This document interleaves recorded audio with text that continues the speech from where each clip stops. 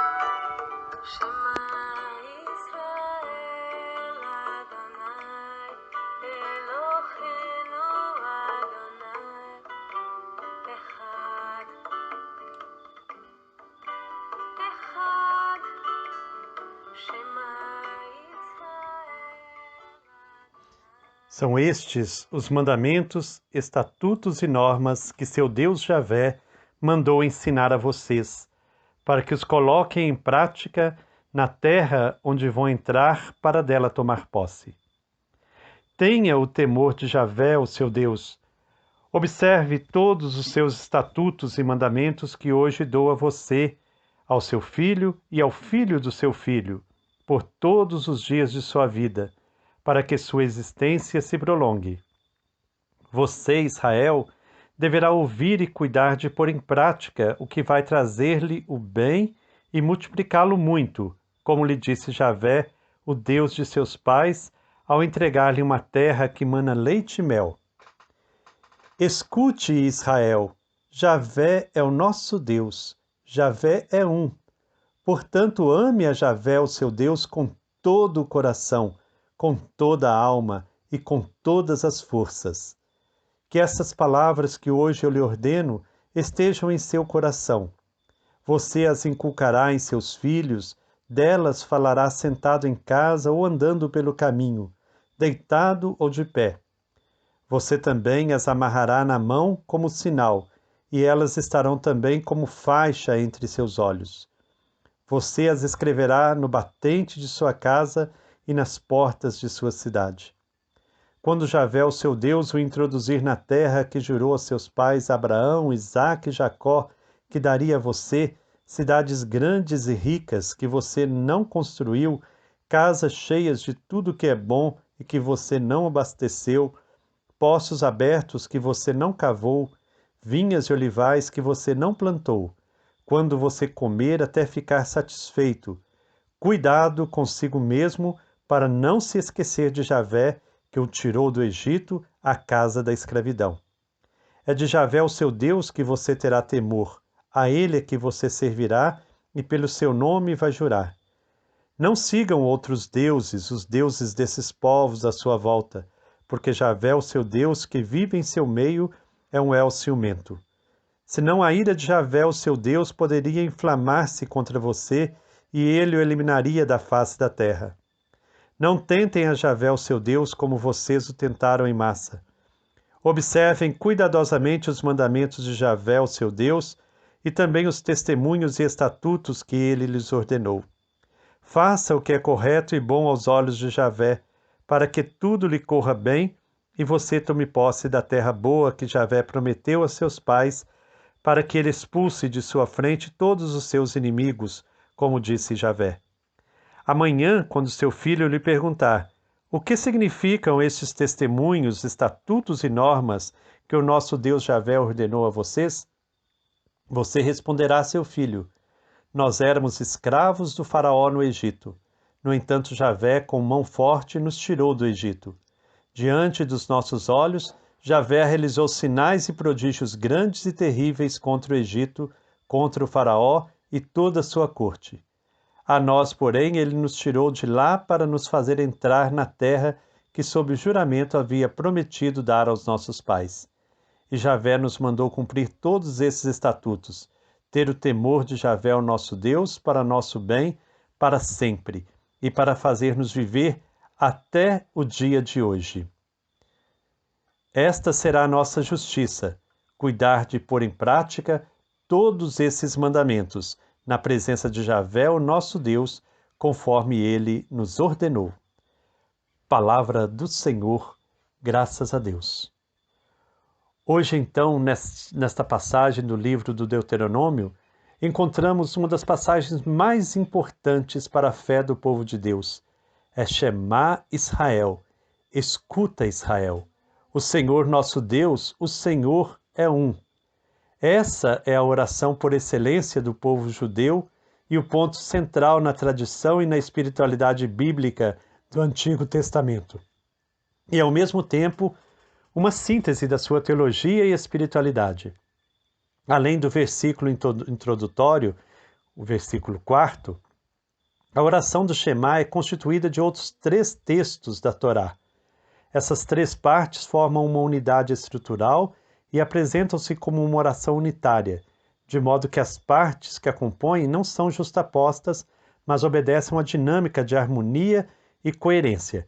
Esses 3 textos que acompanham a Shema na oração do povo judeu é o capítulo 6, que nós acabamos de ler, dos versículos 5 a 9, que vem logo em seguida ao Shema Israel. O outro texto é o capítulo 11, nos versículos 18 a 21, que daqui a alguns dias nós também veremos.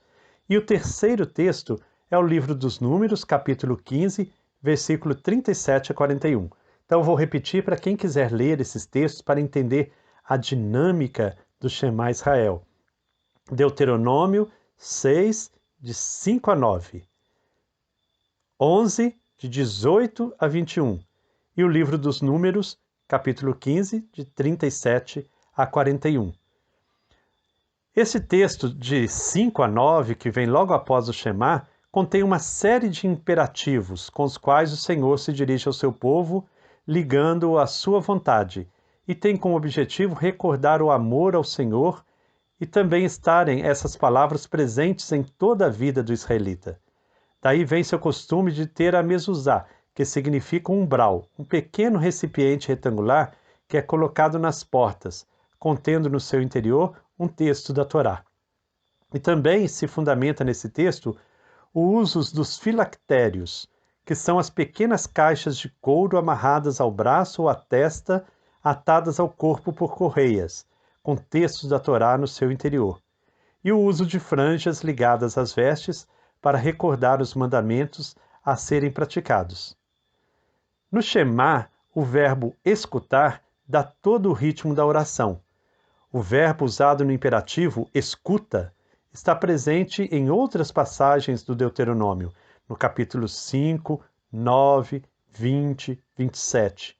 Mais do que um convite qualquer, é um chamado enfático, semelhante à tradição sapiencial presente no livro dos Provérbios, em que o mestre da sabedoria, a exemplo do pai ao educar o filho, motiva seus discípulos a desenvolver a atenção, ser obediente e não desprezar a instrução, porque acolhendo a sabedoria, esta necessariamente o conduzirá à vida.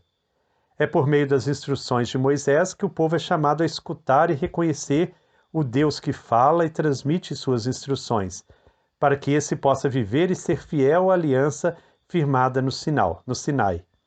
Assim, o Shema introduz o mandamento de amar somente ao Senhor. Não se trata de uma afirmação do monoteísmo, mas de exclusiva devoção ao Senhor que libertou o povo da escravidão do Egito. Esse é o tema dominante em todo o livro do Deuteronômio. A afirmação de que o Senhor é o único Deus de Israel garante a unicidade de Deus, sem, no entanto, negar a existência da divindade de outros povos, e somente acentua a particularidade da relação de comunhão que se estabeleceu mediante o pacto da aliança firmado entre o Senhor e o seu povo. A expressão é uma das formulações mais sugestivas da fé de Israel, mesmo que em todo o Deuteronômio só esteja presente nessa passagem. A unicidade do Senhor Deus deve ser considerada a partir de vários pontos de vista. É uma oposição do Senhor à multiplicidade dos outros deuses. É uma afirmação não tanto do monoteísmo, mas do modo de conceber o Senhor, que possui um só nome, que não tem nenhuma imagem e, sobretudo, é a origem única de Israel. Assim, a unicidade de Deus exprime o fato de que ele não possui comparação com as outras divindades, como Moisés já havia mencionado várias vezes. O povo é chamado a escutar e reconhecer que o Senhor é seu Deus. Essa é a resposta que o povo deve dar ao Deus que foi fiel em seu momento de dor e sofrimento. Foi Deus que viu sua opressão e escutou seus clamores. Moisés recorda ao povo que foi Deus quem fez uma escolha por amor e gratuitamente. A ação de Deus não se limitou a ouvir os clamores e livrar o povo das garras opressoras do faraó.